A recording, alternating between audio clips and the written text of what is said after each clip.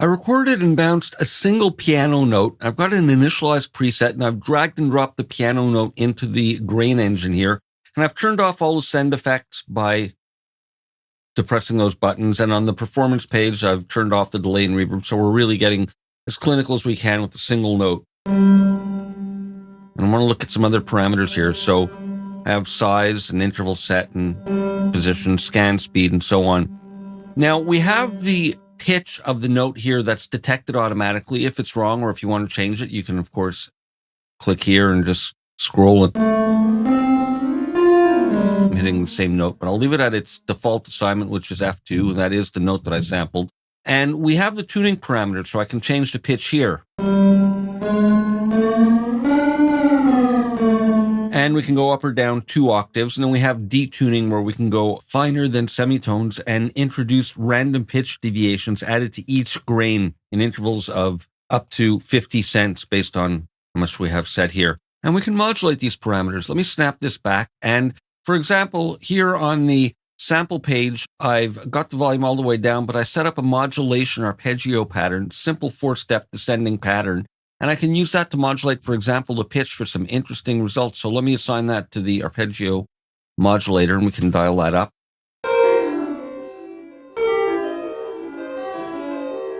So it's a nice way to introduce random pitch, or not random, but stepped pitch offsets.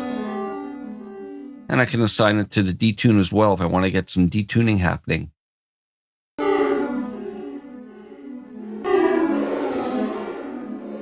Depends the effect you're looking for, of course. Now at the amp section, we set the overall volume here.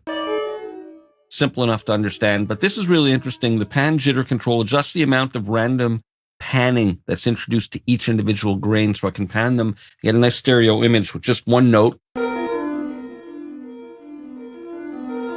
Let me scan that a bit faster. And I can introduce this. Let me adjust this a bit shorter.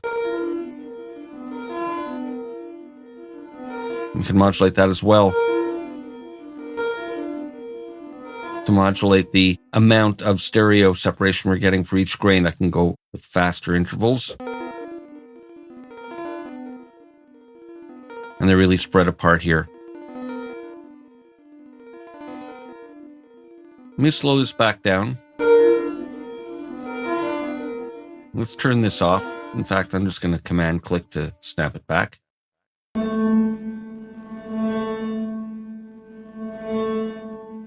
Now we have the envelope controls, and like we've seen in the sample section, it's simple. This determines the onset of the initial strike of the key until full volume is released, or reached rather. We get that fade in effect. You can see when I'm hitting notes over here, and we can weight the attack so that it ramps up more quickly or slowly. And then we have the decay time, and again, we can get staccato type of effects, something like this. Not so effective when we're doing this kind of granular sweeping, but we can do that. Now, the one thing that's interesting here in the release control is this release direction, which sets the direction of the cursor movement when we release the note. So there's 3 different modes. We have continue here, where the cursor maintains the direction it's going in. Let me just set this over here. Let me make that a quicker attack. Now I'll release the note, and it just continues going in its normal direction, back and forth in this case. Release the note. Now here we can force it left, so that when we release the note, the cursor moves to the left. So even though I released it midway here, instead of continuing, it went backwards left. Release. So I forced it left. And then I can optionally force it to the right direction.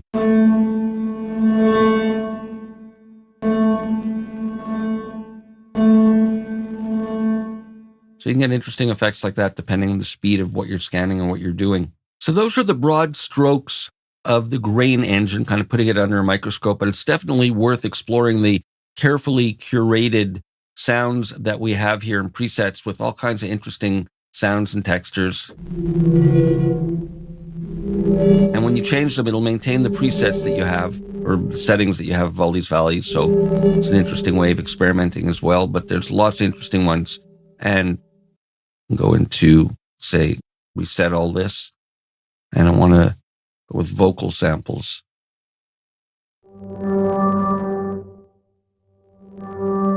Set this up here. Make it more staccato.